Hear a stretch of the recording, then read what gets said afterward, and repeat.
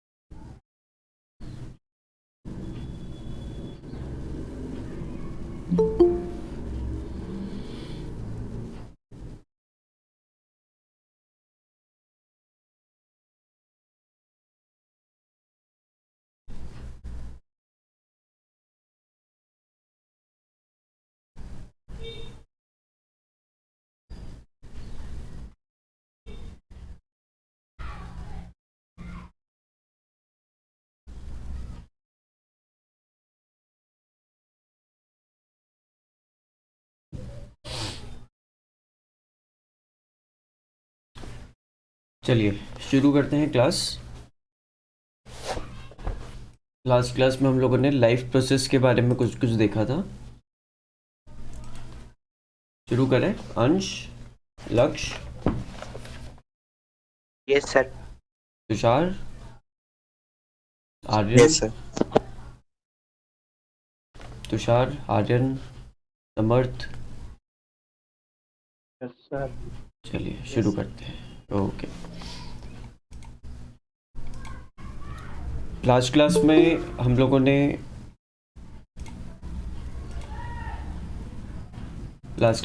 ने life process के बारे में कुछ बेसिक चीज़ें देखी थी. आप लोग मेरी स्क्रीन देख ही पा रहे हैं.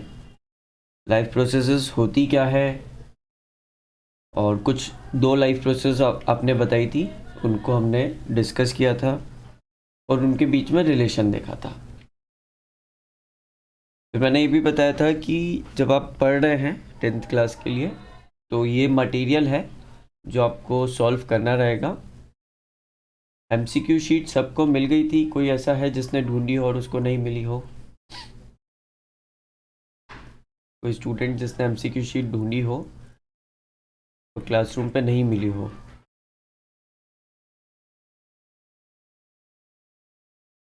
एमसीक्यू शीट सबको मिल गई थी. फिर आपको इंटेक्स्ट और एक्सरसाइज के क्वेश्चन करने रहेंगे. ये 2 मैंडेटरी हैं सबके लिए.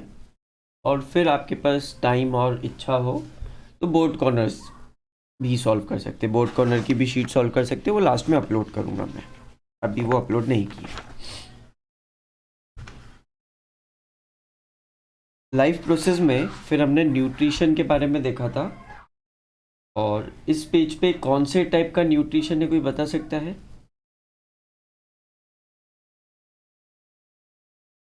इस स्लाइड में कौन सा मोड ऑफ न्यूट्रिशन बनाया हुआ है?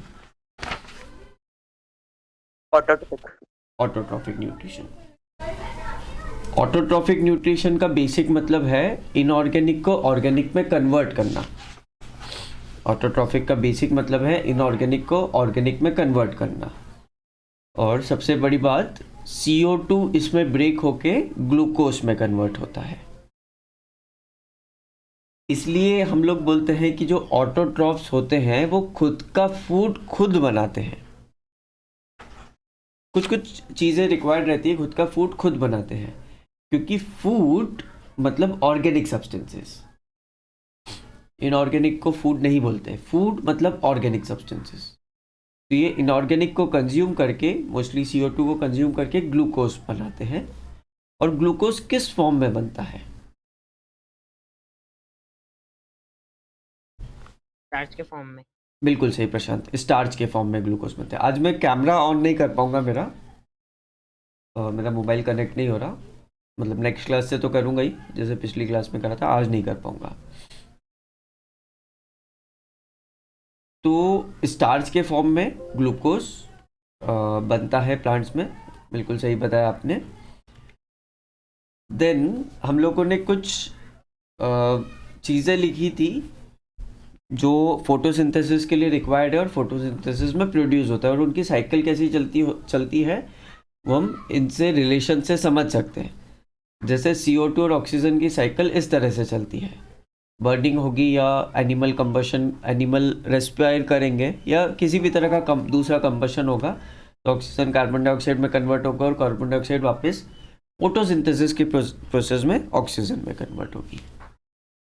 ये तो आपने इनिशियल क्लासेस में भी पढ़ रखा था। ये जो एक रिएक्शन लिखी हुई है ये सबको याद होनी चाहिए बैलेंस्ड फॉर्म में, और इसमें क्लोरोफिल और सनलाइट जो कैटलिस्ट यूज होते हैं वो भी आपको याद होने चाहिए। बहुत सिंपल सी इक्वेशन है। उसके बाद हम लोगों ने लीफ का क्रॉस सेक्शन पढ़ा था। लीफ का एक सोनार पार्ट पढ़ा था जो सन की साइड फेस करता है हमेशा, और एक ल्यूनार पार्ट पढ़ा था जो सन से अपोजिट फेस करता है। अगर आपने इस ड्यूरेशन में किसी लीफ को देखा हो तो आपने देखा होगा जो सोनार पार्ट रहता है, ऊपर का पार्ट, वो बहुत स्मूथ रहता है ताकि कुछ भी वाटर ड्रॉपलेट या डस्ट पार्टिकल उस पर आ नहीं पाए, because it has to catch sunlight.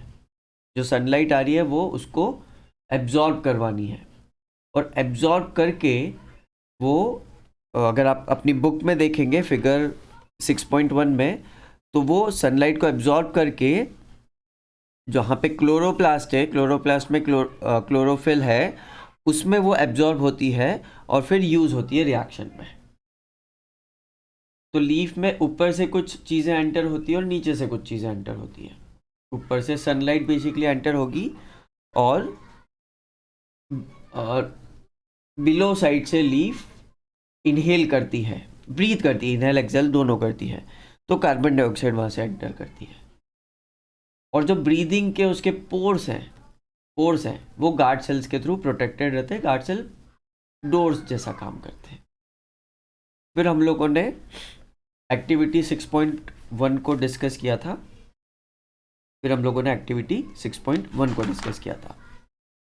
6.2 activity आप अपने लेवल पे कर सकते हैं। 6.2 एक्टिविटी आप अपने लेवल पे कर सकते हैं, और आपने इसके MCQs, ये मैंने होमवर्क दिया था, इसके MCQs कर रखे होंगे। ये शुरू के 2 सेक्शंस के MCQs आपने कंप्लीट कर लिए होंगे। कोई ऐसा है जिसको नहीं बने, बिल्कुल नहीं बने? एक दो डाउट तो हम लोग लास्ट में देख लेंगे। कोई ऐसा है जिसको MCQs बिल्कुल नहीं बने? आस्था, आर्यन, MCQs किए आप लोगों ने? Yes sir. सर आप उसकी आंसर की भी प्रोवाइड कर सकते हैं क्या? मैं बिल्कुल सारे MCQs डिस्कस करूँगा। आंसर की थोड़ा चैप्टर कंप्लीट होने के बाद प्रोवाइड करूँ तो आई थिंक अच्छा रहेगा। Yes sir. है ना? कितने करे हैं वैसे अपने क्वेश्चन सॉल्व?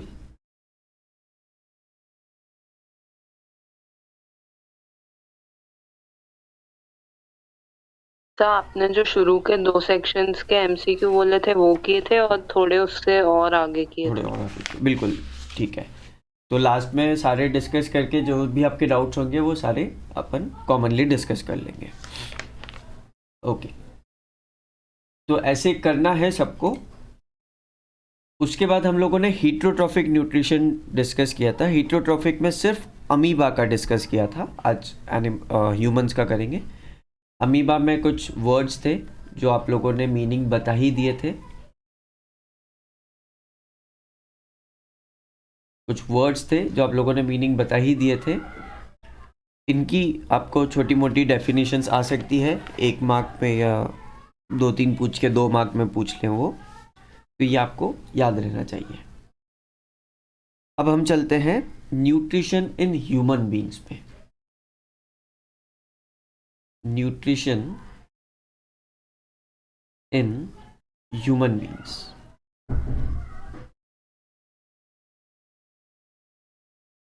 सिंपल सा मुझे बताइए, सिंपल सा, आप लोगों ने आज लंच में क्या खाया? सब लोग बताएंगे।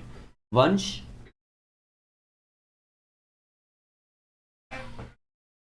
चपाती एंड सब्जी।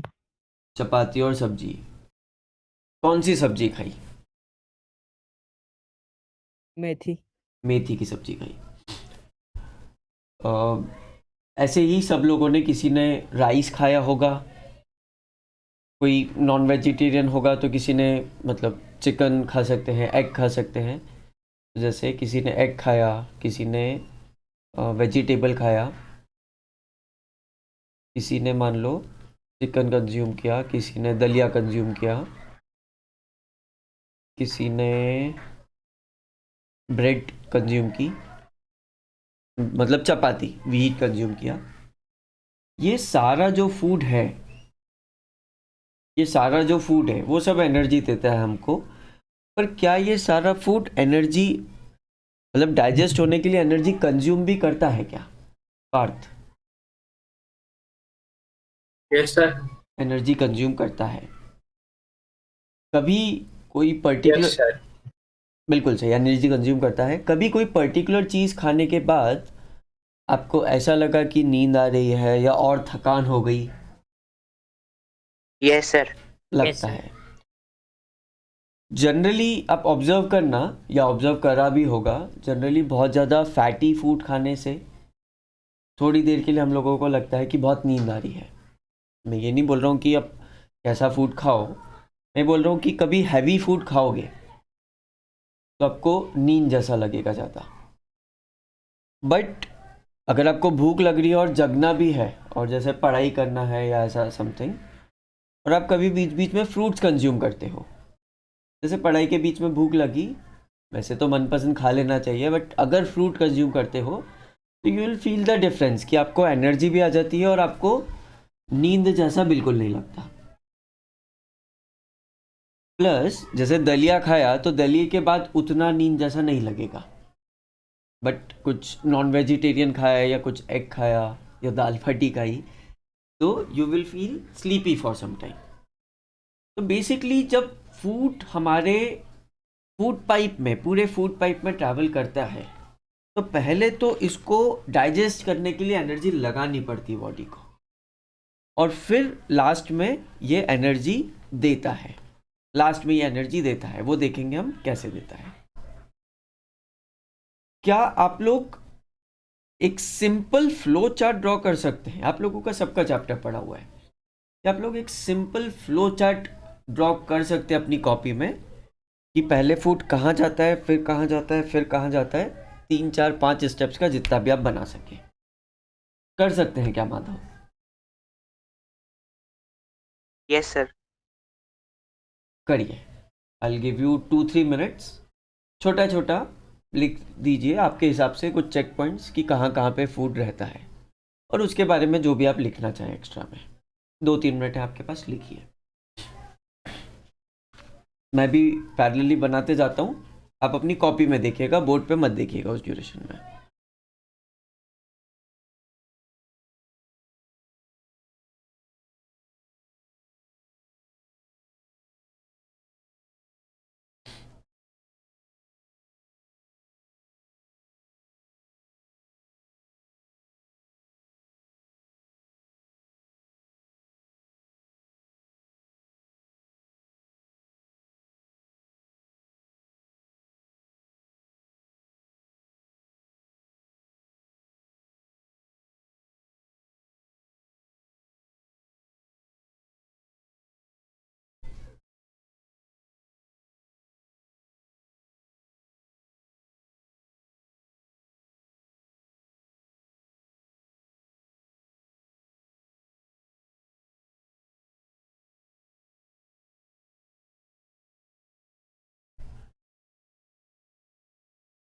बनाया।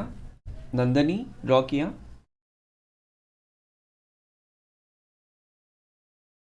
आस्था,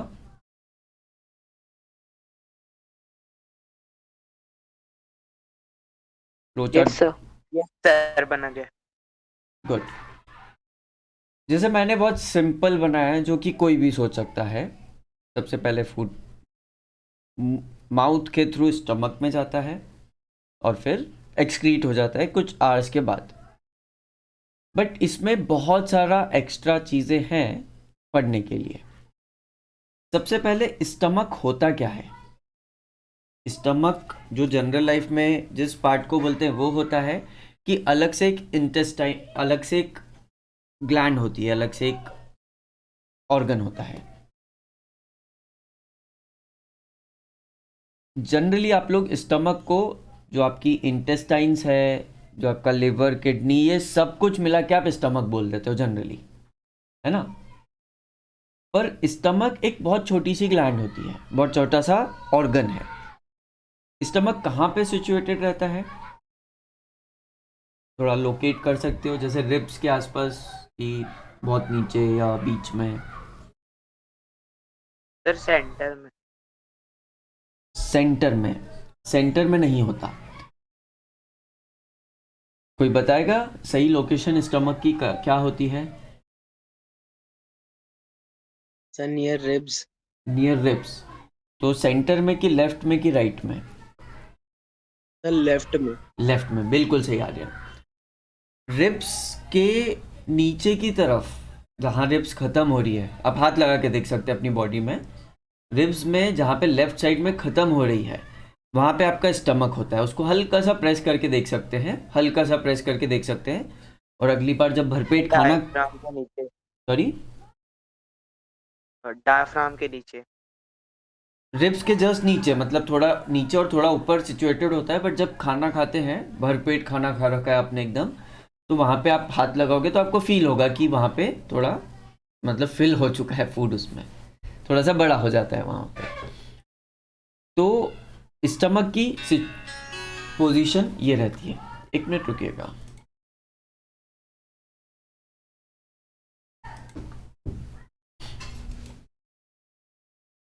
हाँ, तो स्टमक की लोकेशन ऐसी होती है। आप अपने बुक के फिगर 6.6 में देख सकते हैं। सबके पास एनसीईआरटी होगी, नहीं हो तो जिस जिसके पास नहीं हो जल्दी से ले आओ।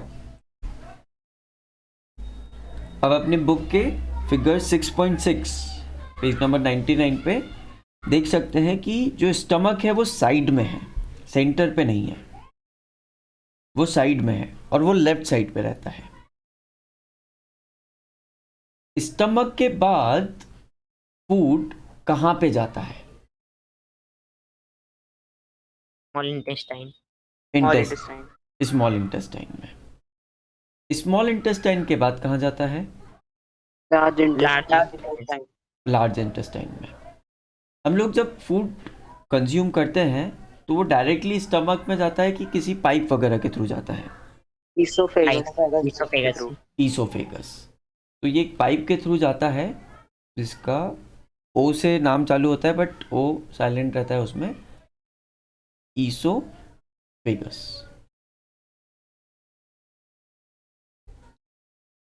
स्टमक में फूड कितनी देर के लिए रहता है?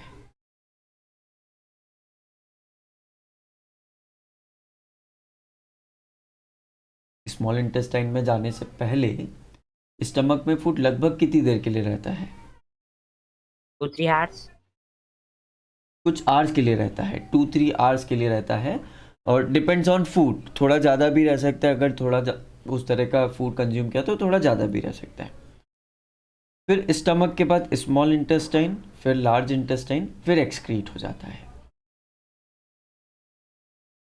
माउथ में जब फूड माउथ में रहता है तो क्या कुछ चीज़ उसमें ऐड होती है जब हम च्यू करते हैं फूड को? सलाइवा। सलाइवा ऐड होता है उसमें। सलाइवा का हाँ प्रशांत बोलिए। अरे उसको टाइलिन भी तो बोलते हैं, उसमें एंजाइम रहता है जो। हाँ, सलाइवा में कुछ एंजाइम्स भी रहते हैं। सलाइवा फूड में क्या करता है? सर स्टार्च को ब्रेक डाउन कर सलाइवा स्टार्च को ब्रेक डाउन करना शुरू कर देता है। जैसे जो हमारा फूड है उसमें 3 मेन कंपोनेंट्स हैं, कार्बोहाइड्रेट्स, कार्ब्स, प्रोटीन्स और फैट्स। और कार्ब्स में थोड़े सिंपलर कंपोनेंट्स भी हैं, जैसे स्टार्च हो गया और एक्सेट्रा एक्सेट्रा। प्रोटीन्स में भी अलग अलग टाइप के होते हैं, फैट्स में भी अलग अलग टाइप के होते हैं। तो कार्बोहाइड्रेट के अंदर आप समझ सकते हो कि एक सिंपलर कंपाउंड होता है स्टार्च। तो सलाइवा स्टार्च को ब्रेक डाउन करना शुरू कर देता है, मतलब डाइजेस्ट करना शुरू कर देता है। जो यहाँ पे आपकी स्मॉल इंटेस्टाइन है, इसमें अंदर की तरफ कुछ प्रोजेक्शंस निकले होते हैं, फिंगर लाइक प्रोजेक्शंस निकले होते हैं, जिनको बोलते हैं विली। कुछ फिंगर लाइक प्रोजेक्शंस निकले होते हैं जिनको बोलते हैं विली। वो विली बेसिकली एब्जॉर्ब करने वाले हैं फूड को। वो विली बेसिकली एब्जॉर्ब करने वाले हैं फूड को। तो वो विली एब्जॉर्ब कर पाए फूड को, इसलिए सारी चीज़ों को सिंप्लीफाई करके भेजा जाता है स्मॉल इंटेस्टाइन में।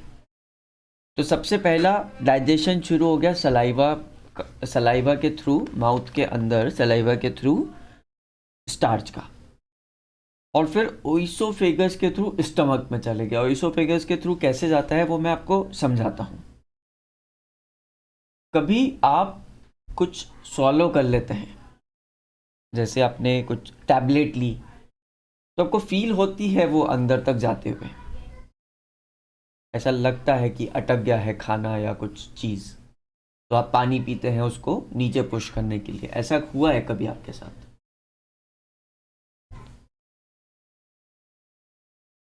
Yes sir. है ना, ऐसा ज़्यादातर के साथ हुआ होगा। जैसे कभी खा रहे हो और जल्दी जल्दी में खा लिया, तब फील करोगे यार बहुत कम चबाया था और हम लोग निगल गए उस खाने को, स्वॉलो कर गए। और फिर आप थोड़ा सा पानी वगैरह पीते हो ताकि वो नीचे तक चले जाए, और वो जब जाता है तो फील होता है वहाँ से जाते हुए। तो जो ईसोफेगस है वो एक प्रोसेस के थ्रू फूड को ले जाता है। रेगुलर कॉन्ट्रैक्शन और रिलैक्सेशन ओइसोफेगस में जब फूड जाता है, तो जैसे ये आपका ईसोफेगस है और यहाँ पे फूड है, तो ऊपर की उसकी मेम्ब्रेन कॉन्ट्रैक्ट होती है और नीचे की मेम्ब्रेन रिलैक्स होती है। तो फूड ऐसे नीचे पुश होते जाता है, ऊपर से कॉन्ट्रैक्ट, नीचे से रिलैक्स, तो नीचे जगह बनती जाती है उसको जाने की। तो इसके थ्रू फूड ओइसोफेगस के थ्रू जाता है। ईसोफेगस ऐसा सिंपल पाइप नहीं है, जैसे नॉर्मल अपने पानी के पाइप होते हैं, वैसा सिंपल पाइप नहीं है। फूड जाने के लिए उसमें एक मोशन की ज़रूरत रहती है। इसलिए बोलते हैं कि जितना आप च्यू करोगे उतना ज़्यादा इजीली फूड अच्छे नीचे तक जा पाएगा। फिर बात है स्टमक की। स्टमक में क्या होता है? सबसे पहले क्या क्या सिक्रीशंस होते हैं स्टमक में? Gastric juice, HCl mucus, HCl, lipid. Mucus. ये HCl का क्या काम होता है और ये कितना स्ट्रॉन्ग एसिड रहता है? सर HCl का काम होता है जर्म्स को मारना जो फूड में प्रेजेंट होता है। जो फूड में प्रेजेंट है उन जर्म्स को मारना और फूड को सबसे फूड को एसिडिक बनाना, छोटे छोटे पार्ट में तोड़ देना। एसिडिक इसलिए बनाता है, स्टमक में एसिडिक इसलिए बनता है फूड, जो अंश ने बोला, जर्म्स को मारने के लिए। फूड को एसिडिक बनाना हमारा पर्पस नहीं है, बट जर्म्स को मारना हमारा पर्पस है, इसलिए वो एसिड मिलाना पड़ता है। ये एसिड कितना स्ट्रांग होता है? Sir highly acidic. Highly acidic रहता है। ये एसिड बहुत ज़्यादा स्ट्रांग होता है, लगभग 1 pH के आसपास रहता है एक हेल्दी पर्सन के लिए। बच्चों, ये एसिड इतना स्ट्रांग होता है कि अगर इस एसिड में एक ब्लेड डाल दी जाए तो कुछ आवर्स में वो ब्लेड पूरी ख़त्म हो जाएगी। एक मेटल की ब्लेड भी डाल दी जाए ना, तो कुछ आवर्स में वो ब्लेड पूरी ख़त्म हो जाएगी उस एसिड से रिएक्ट करते हुए। इतना स्ट्रांग एसिड होता है। तो फिर हमारे पेट को ये नुकसान कैसे नहीं पहुंचाता? सर म्यूकस जब ऐड होता है तो वो प्रोटेक्टिव लेयर बना लेता है। बिल्कुल सही। ये सबको पता है ना, मेरे को 1-2 बच्चे ही आंसर करते हैं, बाकी बच्चों को पता है। पार्थ, पता है ये चीज़?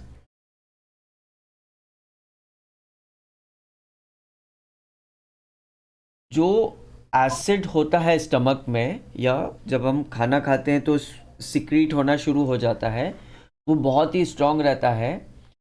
पर जो स्टमक है उसमें उसको हार्म कैसे नहीं करता, क्योंकि स्टमक में एक और सिक्रीशन होता है म्यूकस का,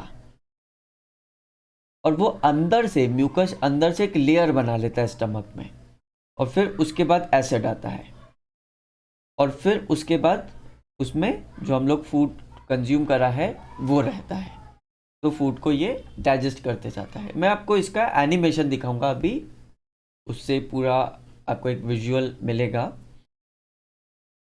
तो HCl और म्यूकस और फिर कुछ गैस्ट्रिक जूसेस आते हैं, वो स्टमक में बाकी चीज़ों को डाइजेस्ट करने के काम आते हैं।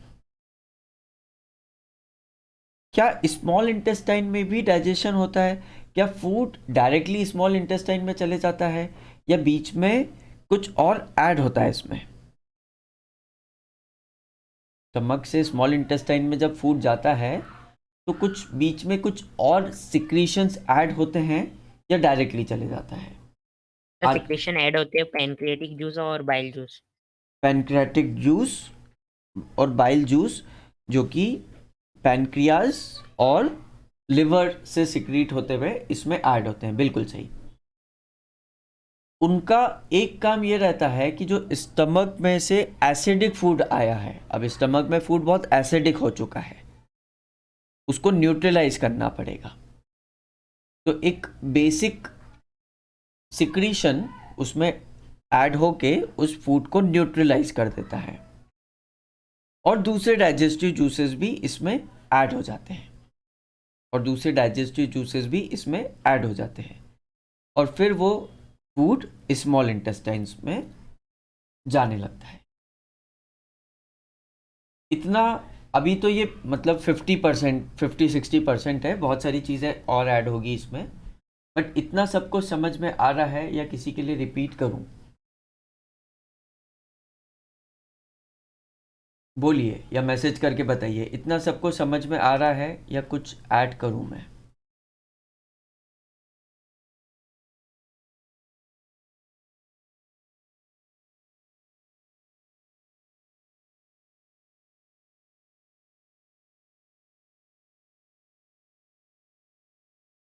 बताइए, रिस्पॉन्स का वेट कर रहा हूँ। सब लोग बोलिए, इतना सबको समझ में आया? Yes yes sir. सर। क्योंकि धीरे धीरे सबको याद हो जाना चाहिए, तो अच्छे से समझ में आ रहा है, बाकी बच्चे भी रेस्पॉन्ड करेंगे। Yes sir. ओके, 3 ने किया, और yes sir. Yes sir. Okay, मैं अब आपको एक वीडियो दिखाता हूँ जिससे आपको थोड़ा सा और क्लियर होगा डाइजेस्टिव सिस्टम।